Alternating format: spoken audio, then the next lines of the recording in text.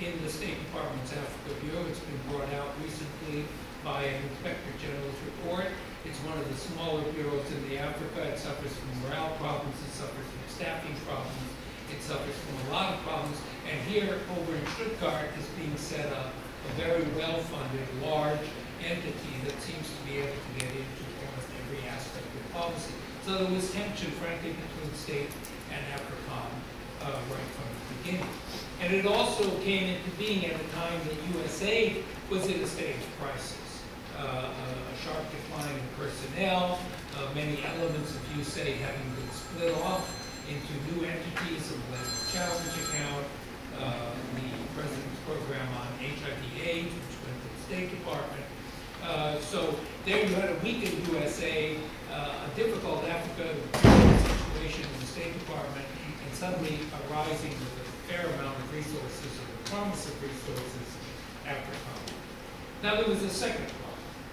And I think a fundamental error at the beginning, and that was to talk about putting the headquarters of AFRICOM on the African continent. Nothing touched the nerves more in Africa than the idea of the U.S. creating a large military base on the continent. It revived fears of the old Cold War rivalries playing out in Africa, the militarization again of policy, and even further, rumors that the U.S. was planning various kinds of military interventions on the continent, and they would use the bases accordingly. It gave fodder to politicians who wanted to make a big deal out of this. And it's an easy issue to do in Africa, and conjure up a lot of conspiracy theories about what the U.S. was about, etc. It was a mistake. And putting it to the headquarters on the continent does not make a lot of sense. Now, there's been a lot of effort since those difficulties for AFRICOM to try and pull back and create a somewhat different message. The Congressman is talking about statements by General Ward, but more and more you hear from AFRICOM a narrow definition of what they're all about.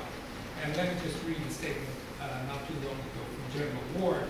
What we have done is downplay the notion of where we need to be to do these things because it was creating so much angst among our African partners. Since bringing value to the programs is something we want you to do, i.e. military assistance programs, etc., that wasn't the essential element to begin our journey. We wanted to build a team, we wanted to transfer these missions over from the other commands and be able to add value to them. Emphasizing these elements as opposed to other things that really didn't help us get started has helped calm the water, so to speak. If anything, what we've done is to reinforce that we are here to add value to the ongoing programs, and we have reinforced that notion, etc. In other words, what AFRICOM has done more recently is to concentrate more on traditional military assistance programs, IMET programs, training programs, HIV/AIDS in the military program, etc.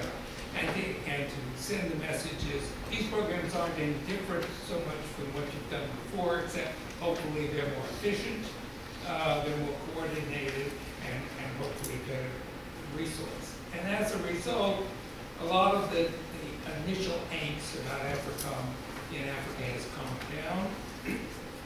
Countries are cooperating with these programs.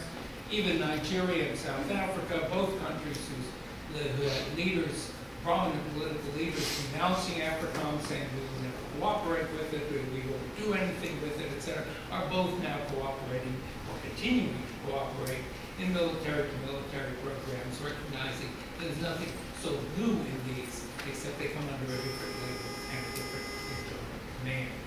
All that being said, AFRICOM faces a lot of very difficult issues still. There are a lot of legitimate security issues for the United States to be concerned with in Africa. And they are legitimate issues for AFRICOM and the other elements of the U.S. to be concerned with, as they are for the Africans. The question is, what is the role of AFRICOM and how do we deal with these various security issues?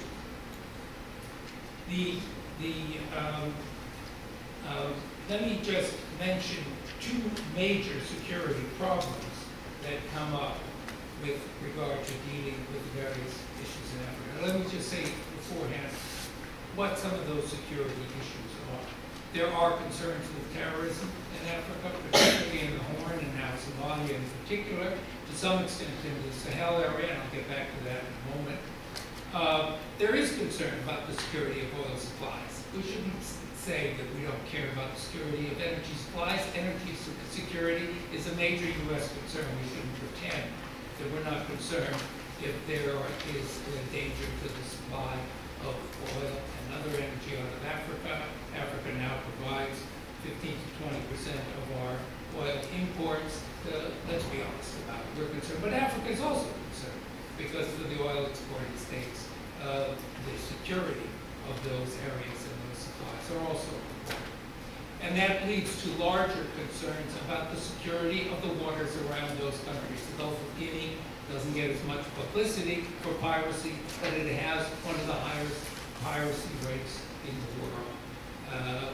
And that affects not only the possibility of interfering with energy supplies, but it has a major impact on African fisheries, on African coastal security, etc. It's a legitimate joint issue for the United States and other African countries, and that's the way some of these security issues ought to be seen. But when you turn to an issue like terrorism, you get into some other problems. There are two major terrorism programs, counterterrorism programs on the continent, in which AFRICOM is heavily involved. One is the Trans-Saharan Counterterrorism Program, which is designed to bring together the states of Northern Africa and the Sahelian states, Mali, Mauritania, Chad, Senegal, Nigeria, to deal with the problems of what the military likes to call ungoverned space in that big Sahelian region, in particular because a known terrorist group out of Algeria, Al-Qaeda in the Maghreb, tends to use that area for R&R recruitment, etc., even though the main focus of its operations, terrorist operations, is in Algeria.